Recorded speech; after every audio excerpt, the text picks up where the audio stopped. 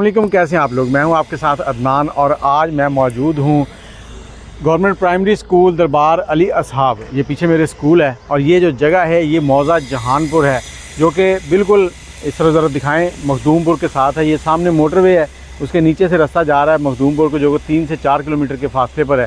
اور یہاں پر ایک مسجد ہے، مسجد کے ساتھ ایک دربار ہے جو کہ حضرت علی اصحاب، جن کے بارے میں کچھ روایات ہیں وہ آپ کو آگے چل کے دکھاتے ہیں۔ اور اس دربار کے اندر جو قبر ہے وہ تقریباً کہہ لیں کہ 27 فٹ لمبی ہے، اور اگر گز کے حساب سے دیکھی جائے تو 9 گز بنتی ہے۔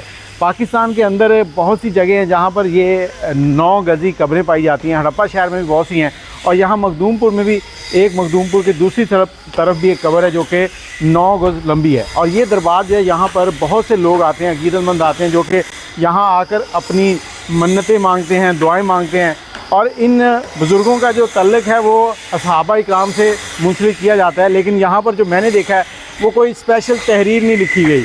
یہاں پر کچھ کام چل رہا ہے، تو آئیں آپ کو اندر سے قبر کی دکھاتے ہیں۔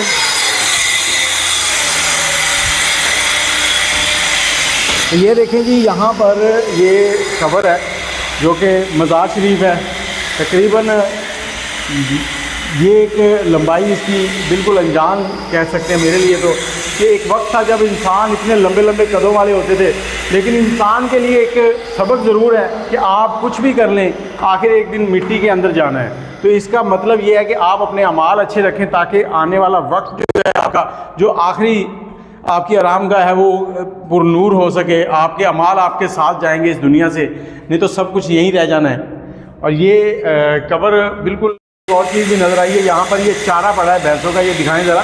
یہ چارہ جو ہے وہ کوئی بندہ ایسا ہے جس کی بھینس بیمار ہے یا بھینس دودھ نہیں دے رہی، وہ یہاں پر رکھ کے گیا ہے، شام کو اسے لے جائے گا، بھینس کو ڈالے گا، بھینس دودھ بھی دے گی، اور اگر بیمار ہے تو وہ ان کا عقیدہ ہے کہ وہ ٹھیک ہو جائے گی۔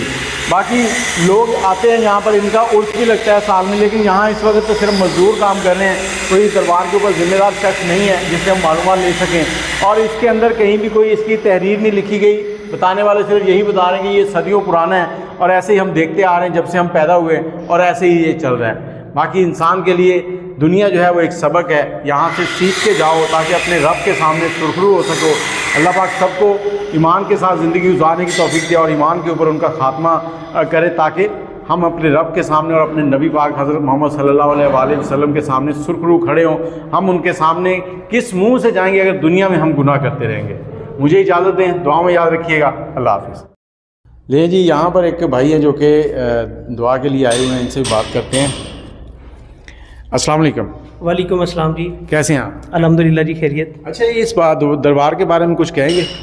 اچھا، یہ ایسے ہے کہ یہ صدیوں پرانا مزار ہے، یہاں پہ ہم لوگ کیونکہ نزدیک یہاں پہ رہتے ہیں، تو اس کی جو مکمل تاریخ ہے وہ کسی کو نہیں پتہ، یہ نہ تو یہاں پہ لکھی گئی ہے اور نہ ہی پتہ ہے، بس بزرگ بتاتے ہیں، اور یہاں پہ ہم سنتے آئے ہیں کہ یہ کوئی اصحاب، مطلب کہ جو صحابہ اکرام تھے ان میں سے کوئی ہیں، اور یہ 2 بھائی آئے تھے یہاں پہ، اور ایک ہی یہاں پہ ان کا مزار ہے، اور دوسرا مخدوم پور پوڑا سے ایک پرلی سائڈ پہ چک نمبر 13 9 آ رہا ہے، ڈانگرا والا، ان کا مزار وہاں پہ ہے۔ تو اس لیے عقیدت ہے، لوگ یہاں پہ آتے ہیں اور آ کے اپنی جو ہے وہ دعا بھی مانگتے ہیں۔ کچھ ہر کسی کا اپنا عقیدہ ہے، کوئی کچھ کرتا ہے، کوئی کچھ کرتا ہے، لیکن میں دعا مقصد کے لیے یہاں پہ آیا ہوں۔ جی، بہت شکریہ۔